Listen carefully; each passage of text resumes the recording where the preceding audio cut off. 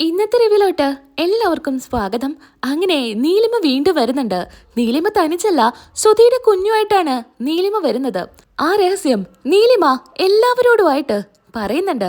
ശ്രുതി മറച്ചു വെച്ച ആ സത്യം ശ്രുതി അറിയുന്ന സമയത്ത് ആകെ തകർന്നു നിൽക്കാണ്. ശ്രുതിക്കൊരു കുഞ്ഞുണ്ടാവില്ല എന്ന് ഡോക്ടർ വിധി എഴുതിയതാണ്.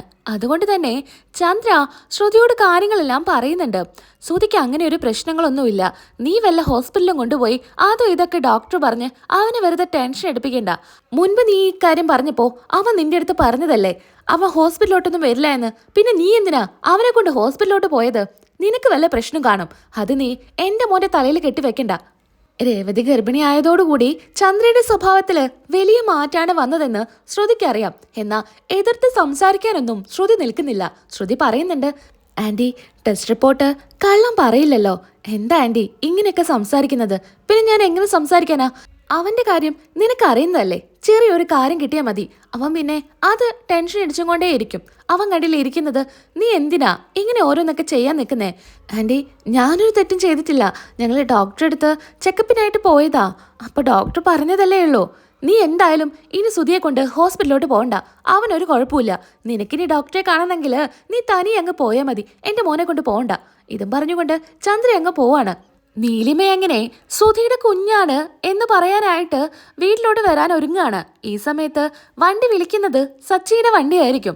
നീലിമ വണ്ടിയിൽ കയറുന്ന സമയത്തോ ഒന്നും തന്നെ സച്ചിക്ക് അറിയില്ല സ്വന്തം വീട്ടിലോട്ടാണ് വാടക വിളിച്ചിരിക്കുന്നതെന്ന്. എന്നാ നീലിമ സുധിയുടെ കല്യാണം കഴിഞ്ഞ വിവരം അറിഞ്ഞു കാണില്ല. കാനഡയിൽ നിന്നാണ് നീലിമ നേരെ നാട്ടിലോട്ട് വരുന്നത്.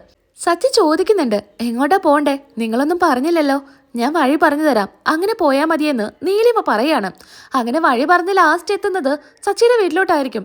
അങ്ങനെ സച്ചി പറയുന്നൊന്നുമില്ല ഇത് എൻ്റെ വീടാണെന്ന്. സച്ചിയുടെ മനസ്സിൽ ഇങ്ങനെ ചിന്തിക്കുന്നുണ്ട്, ഇവളെന്തിനാ ഇപ്പോൾ ഇങ്ങോട്ട് വന്നിരിക്കുന്നേ? ഇവിടെ ഇനിയിപ്പോൾ ആരെ കാണാനാ? ഇനി രേവതിയുടെ വല്ല ഫ്രണ്ടും ആയിരിക്കോ എന്നൊക്കെ സച്ചി ഇങ്ങനെ ചിന്തിക്കുകയാണ്.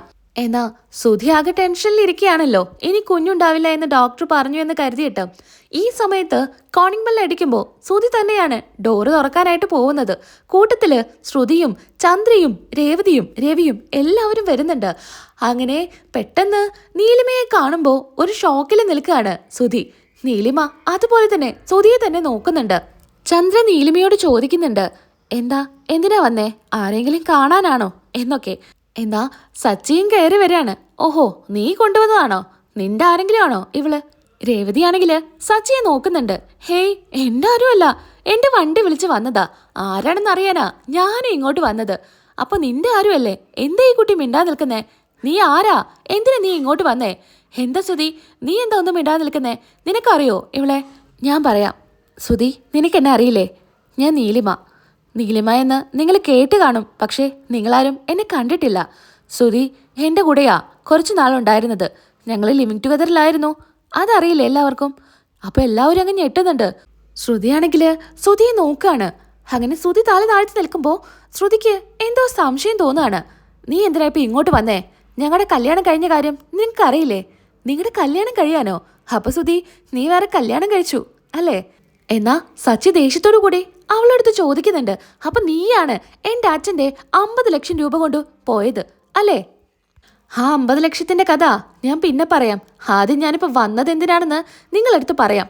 നീ എന്തിനു വന്നാലും ഇവിടെ നിൽക്കേണ്ട ആവശ്യമില്ല, ഇപ്പൊ തന്നെ ഇറങ്ങണം എന്ന് ശ്രുതി പറയാണ്. എന്നാ സച്ചി പറയുന്നുണ്ട്, പൗഡറേട്ട് ധൃതി പിടിക്കാൻ നിൽക്ക്.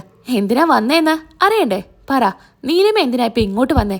അങ്ങനെ സച്ചി ചോദിക്കുമ്പോ നീലിമ പറയുന്നുണ്ട്, ഈ കുഞ്ഞ് ജീവിക്കേണ്ടത് ഇവിടെയാണ്. ഈ കുഞ്ഞ് ഇവിടെ ജീവിക്കാനോ? നിങ്ങൾ എന്തൊക്കെയാ പറയുന്നേ? എനിക്കിനി ഒരു മാർഗവുമില്ല ജീവിക്കാൻ. അതുകൊണ്ടാണ് ഞാൻ ഇങ്ങോട്ട് വന്നേ. ഈ കുഞ്ഞേ ശ്രുതിയുടെ കുഞ്ഞാ. ഇത് കേട്ട് ശ്രുതി ആകെ ഞെട്ടുന്നുണ്ട്. ശ്രുതി മാത്രല്ല ചന്ദ്രയും അവിടെ നിൽക്കുന്ന എല്ലാവരും ഞെട്ടാണ്. ശ്രുതിക്ക് മാത്രം ഞെട്ടിലൊന്നുമില്ല.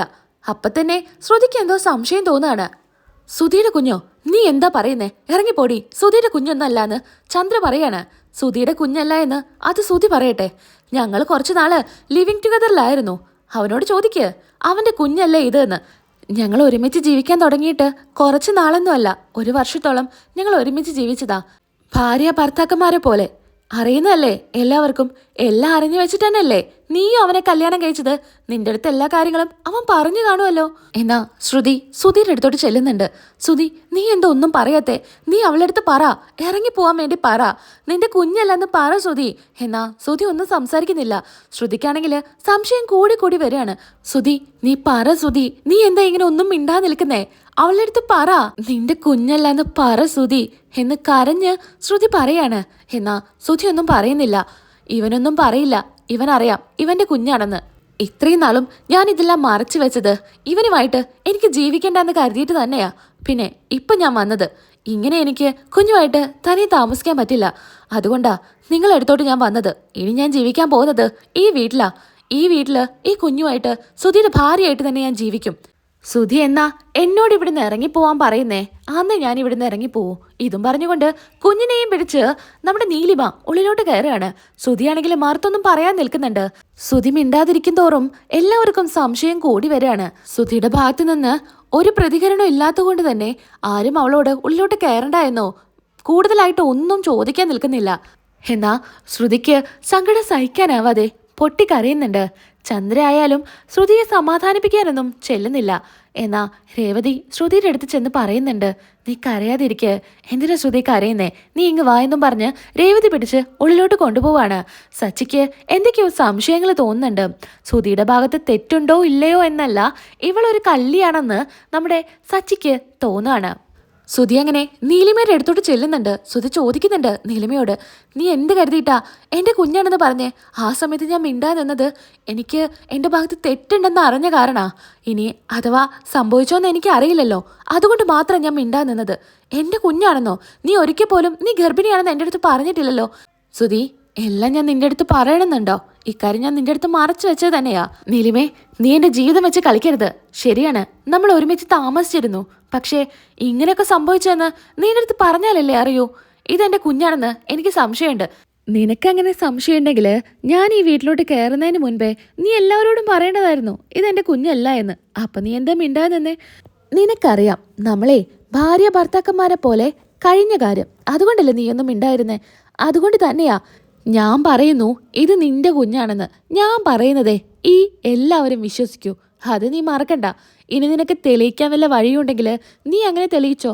അതുവരെ ഈ വീട്ടില് നിന്റെ ഭാര്യയും കുഞ്ഞുമായിട്ട് ഞാൻ ഇവിടെ തന്നെ കഴിയും. നീലിമ പറഞ്ഞത് കേട്ട് ഒരക്ഷരം പോലും മിണ്ടാതെ ശ്രുതി അവിടെ നിന്ന് പോവാണ്. പിന്നീടാണെങ്കിൽ ശ്രുതി ആകെ സങ്കടത്തിലായിരിക്കും. ശ്രുതിയെ സമാധാനിപ്പിക്കാൻ പോലും ശ്രുതി ഒന്ന് അങ്ങ് ചെല്ലുന്നില്ല. ശ്രുതിയെ ഫേസ് ചെയ്യാനുള്ള മടിക്കായിരിക്കും ശ്രുതി അങ്ങോട്ട് ചെല്ലാത്തത്. എന്നാ ശ്രുതിക്ക് ഇന്ന് ഹോസ്പിറ്റലിൽ പോയി ഡോക്ടർ പറഞ്ഞ കാര്യങ്ങളെല്ലാം മനസ്സിലോട്ട് വരുന്നുണ്ട്.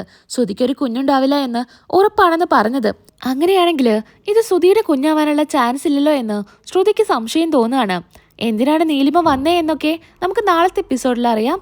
നമ്മുടെ വീഡിയോ ഇഷ്ടപ്പെടുന്നുണ്ടെങ്കിൽ ഒന്ന് സബ്സ്ക്രൈബ് ചെയ്തേക്കുക. അപ്പോൾ അടുത്ത വീഡിയോയിൽ നമുക്ക് വീണ്ടും കാണാം. അതുവരെയ്ക്കും എൻ്റെ എല്ലാ കൂട്ടുകാർക്കും ടാറ്റാ.